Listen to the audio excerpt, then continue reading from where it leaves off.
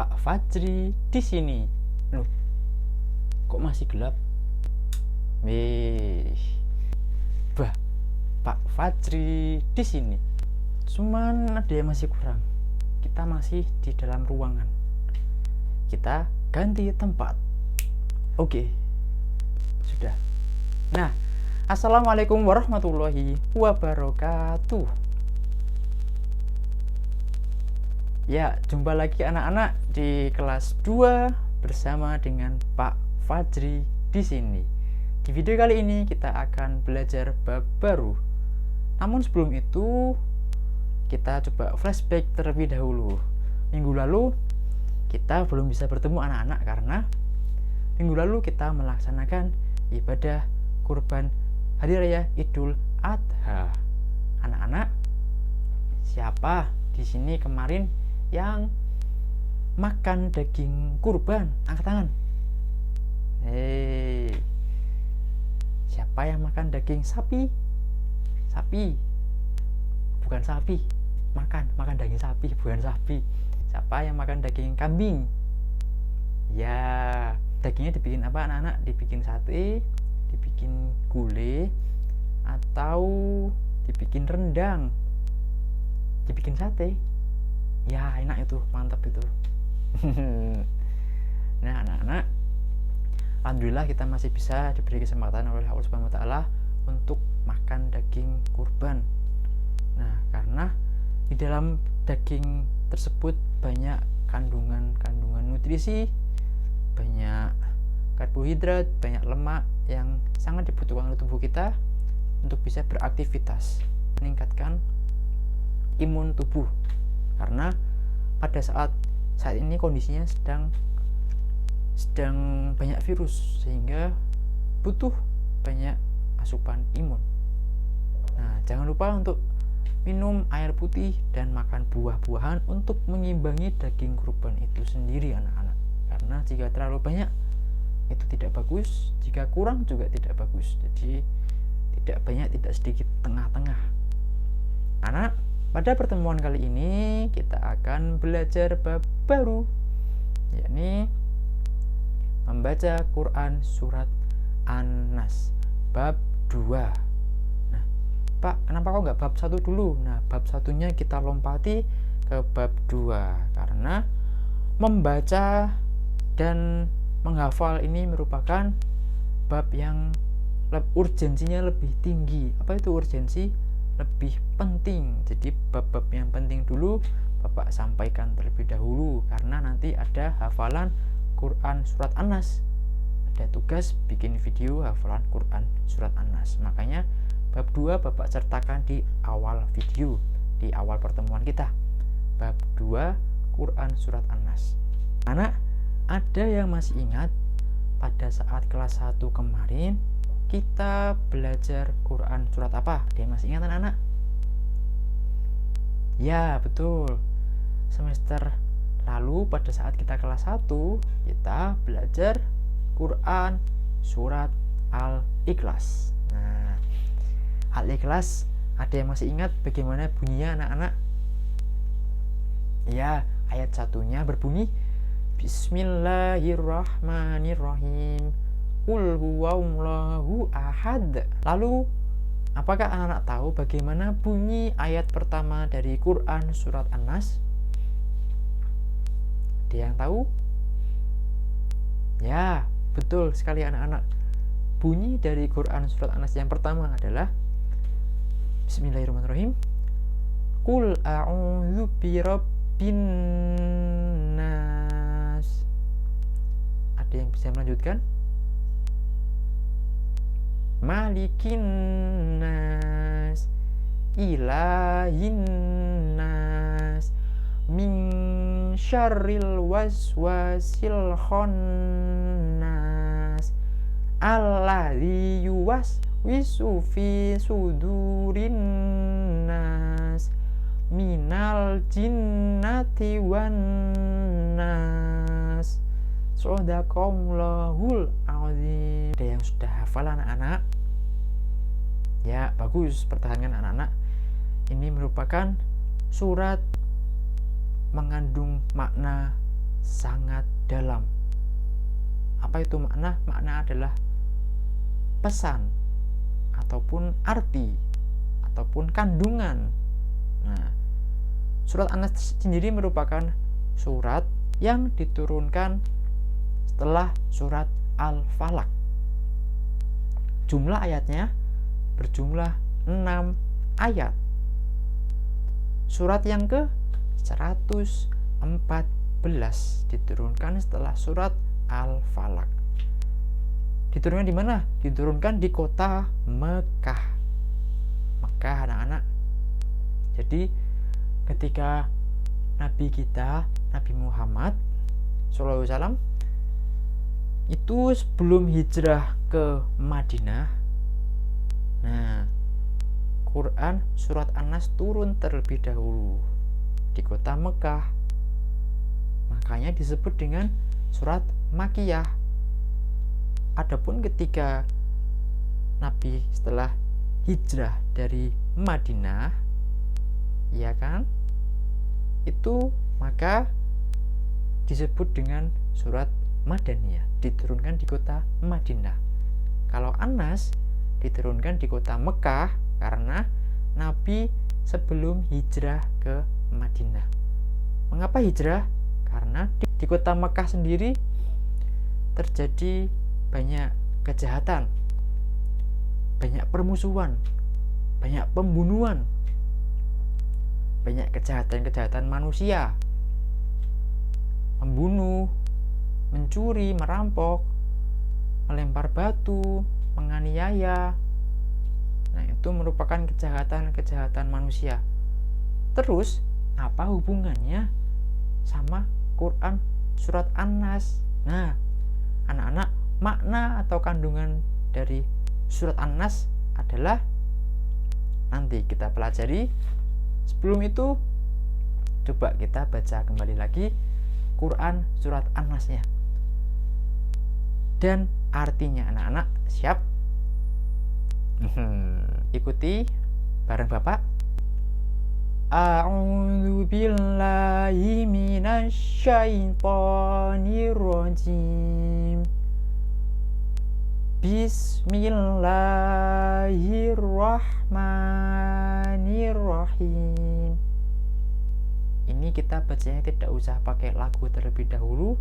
Yang penting adalah panjang dan pendeknya itu betul dan mahrojnya betul. Jadi ketika baca bis ke samping bibirnya bis, ketika baca alif a bismillah, 3 jari bisa muat ketika kita membaca huruf a. Jadi lebarnya selebar 3 jari anak-anak. A bismillahirrahmanirrahim. Nah, bismillahirrahmanirrahim. Mengapa ini penting? Agar lebih tepat dan benar dalam mengucapkannya. Masih gampang ketika masih anak-anak. Ketika sudah dewasa, susah nanti untuk mengucapkan seperti ini. Sepertinya mudah ketika waktu kecil. Nah, ketika sudah dewasa akan lebih sulit anak-anak. Kita baca ayat pertama Quran surat An-Nas. Qul a'udzu birabbin nas. Qul a'udzu birabbin nas. Qul a'udzu birabbin nas. Kenapa birabbin nasnya agak ditahan? Ada tasydid yang perlu ditahan dan bertemu dengan huruf nun. Qul a'udzu birabbin nas. Qul a'udzu birabbin nas. Birabbin nas. Agak ditahan pas birabbin nas. Karena ada tasydid dan bertemu dengan huruf nun, ditahan. Lalu ayat kedua, Malikin nas, Malikin nas, ma-nya pendek, Malikin nas. Ayat ketiga, Ilahin nas, Ilahin nas. Ayat keempat, min syarril waswasil khannas. Min ada ikhfa dan nanti bertemu dengan shin, jadinya berdengung, min syarril waswasil khannas. Ada lagi tasdid di huruf nun, ditahan, khannas. Ayat 5, alladzi yuwaswisu fi sudurin nas, sudurin nas. Ayat 6, minal jinnati wan nas. Nah, lalu artinya Qul, ayat 1 dulu artinya Qul a'udzu birabbin nas. Qul, katakanlah, aku berlindung, birabbin nas, dari Tuhan manusia. Jadi aku berlindung kepada Tuhannya manusia. Siapa Tuhannya manusia, anak-anak? Allah Subhanahu wa ta'ala. Tuhan kita Allah Subhanahu wa ta'ala. Kita berlindung kepada Allah Subhanahu wa ta'ala. Tidak boleh kita meminta kepada yang lain. Kita hanya meminta kepada Allah Subhanahu wa ta'ala. Pak, kalau kita minta kepada mama, bapak, ya, itu meminta dalam hal yang lain. Namun perantaranya lewat orang tua itu tadi, anak-anak. Kita berdoa kepada Allah, Allah yang mengabulkan. Perantaranya lewat orang tua misalnya. Atau ketika kita sakit, kita ke dokter. Nah, yang menyembuhkan itu bukan dokter. Dokter adalah perantara. Kita memohon kepada Allah agar disembuhkan lewat tangan dokter itu. Jadi ada perantaranya. Cuman yang utamanya kita memohon dan meminta hanya kepada Allah Subhanahu wa ta'ala. Lalu ayat kedua,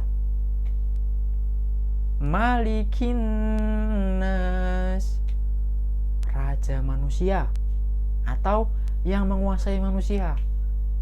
Siapa anak yang menguasai manusia? Iya, betul. Yang menguasai manusia adalah Allah Subhanahu wa ta'ala. Kita tidak bisa mengatur mata kita. Mata, kamu jangan tidur dulu, aku masih mau belajar. Mataku ngantuk, aku mau tidur. Nah, kita nggak bisa ngatur mata agar bisa melek terus.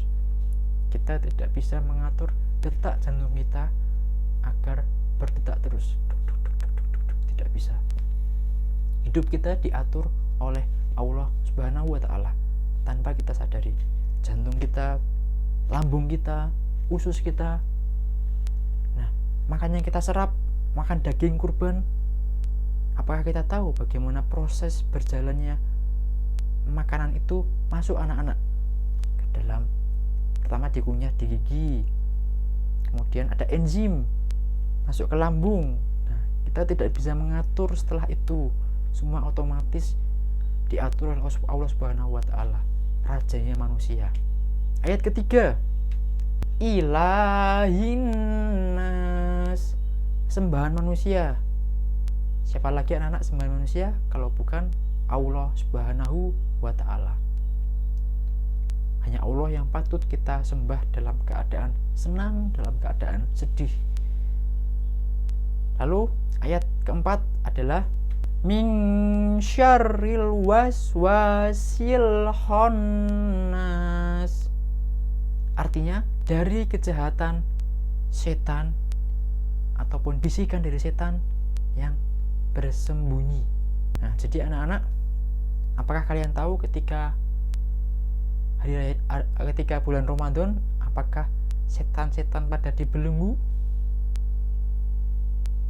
Yakin dibelenggu? Apakah yakin setan dibelenggu pada bulan puasa agar tidak menggoda manusia? Sebagian ada yang dibelenggu, terutama dari golongan jin dan iblis dibelenggu.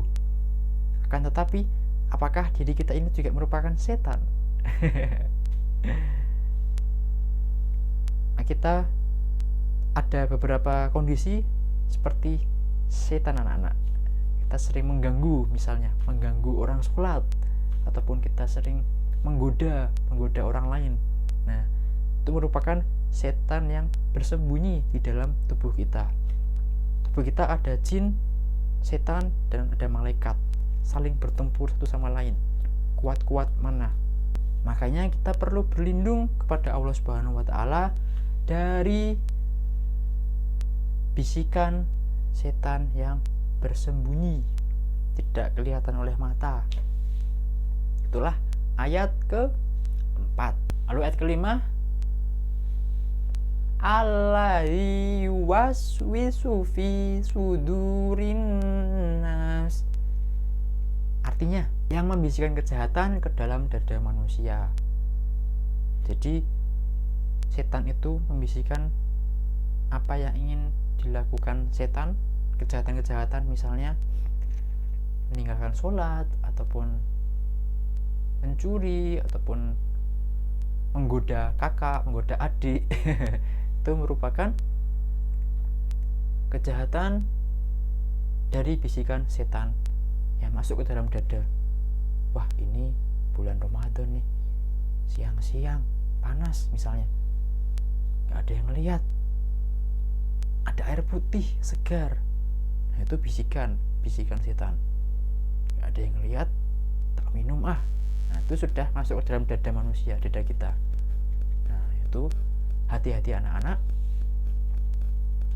Walau tanpa ada yang melihat, kita tetap melaksanakan puasa. Itu ayat 5 tentang bisikan setan ke dalam dada manusia. Jadi pertamanya dia membisikkan dulu, kemudian masuk dalam dada, dan kita melakukan kejahatan. Nah, ayat 6, minal jinnati wan nas. Nah, yang membisikkan itu ternyata ada dari golongan minal jin, dari golongan jin, wan nas, dan golongan manusia. Jadi yang membisikkan kesehatan pada kita tidak hanya jin, setan, iblis, tetapi juga kita sendiri itu berbuat salah anak-anak, ataupun ada manusia lain yang mengajak kita untuk berbuat kejahatan. Nah, seperti itu anak-anak. Lalu apa pokok kandungan dari Quran surat An-Nas? Yang pertama adalah perintah Allah untuk kita berlindung dan menyembah hanya kepada Allah Subhanahu wa Ta'ala. Perintah Allah kepada kita agar berlindung dan menyembah hanya kepada Allah Subhanahu wa Ta'ala. Dari apa kita berlindungnya? Makna yang kedua, berlindung dari kejahatan manusia dan jin. Seperti apa kejahatannya? Misalnya manusia membunuh, mencuri, berbohong, menganiaya, menyakiti, itu kejahatan manusia. Kejahatan dari jin, sihir, jin itu punya sihir, terus memperdaya, mengelabui, bisikan-bisikan. Nah, itu merupakan kejahatan dari jin. Nah, kemudian pokok kandungan yang ketiga adalah hendaknya kita terus berupaya berbuat kebaikan, dan kebaikan. Bagaimana cara kita berbuat baik? Yang pertama adalah berteman dengan teman-teman yang baik pula, tidak jahil, tidak jahat, tidak berbohong, tidak menyakiti, tidak berdusta. Nah, ketika teman-teman kita pada baik, otomatis diri kita juga akan baik karena kita berada pada lingkungan yang baik pula. Nah, ada 3 pokok pikiran anak-anak. Yang pertama adalah Allah menyuruh kita untuk menyembah dan memohon hanya kepadanya. Yang kedua adalah kejahatan ada dari sisi manusia dan sisi dari jin. Yang ketiga adalah hendaknya kita mencari pertemanan ataupun lingkungan yang baik agar kita bisa lebih tertular, kita bisa buat baik juga karena lingkungan kita juga berbuat baik. Kita menularkan ataupun kita tertular lingkungan yang baik itu anak-anak. Itulah yang dapat saya sampaikan pada pertemuan perdana kali ini. Jika ada salah kata, saya mohon maaf anak-anak. Semoga minggu depan kita masih dapat bertemu kembali dalam keadaan sehat walafiat, tetap semangat, Bagas waras, jangan lupa keramas tuntas. Semoga kita bisa bertemu kembali dalam keadaan sehat walafiat, tetap semangat, tetap belajar, jaga kondisi, tetap di rumah saja karena sedang keadaan pandemi ini, banyak virus di luar sana. Jika tidak benar-benar penting untuk keluar, di rumah saja anak-anak hingga situasi kembali normal. Nah, semoga minggu depan kita bisa bertemu kembali. Amin, amin, amin ya rabbal alamin. Dan apakah ada PR? Ada. Untuk tugas minggu ini dan maksimal dikumpulkan 2 minggu lagi dari sekarang. Sekarang tanggal 27 28 29 30 31 1 2 3 tanggal 10 Agustus maksimal dikumpulkan bikin video menghafal Quran surat An-Nas. Dibikin video bacaan anak-anak yang bagus, panjang pendeknya yang bagus. Jangan lupa ada penekanan Birobbinas, ada tasdidnya dan nun, Ilahinnas, Malikinnas, jangan lupa itu, dan panjang pendeknya dicermati dengan baik-baik. Jika anak-anak tertinggal bisa diputar kembali videonya dan nanti Bapak sertakan link pengumpulannya di Google Form. Nah, 2 minggu lagi dikumpulkan maksimal tanggal 10 Agustus 2021. Nah, oke, cukup sekian. Jika ada salah kata saya mohon maaf. Wassalamualaikum warahmatullahi wabarakatuh. Merci, matur nuwun.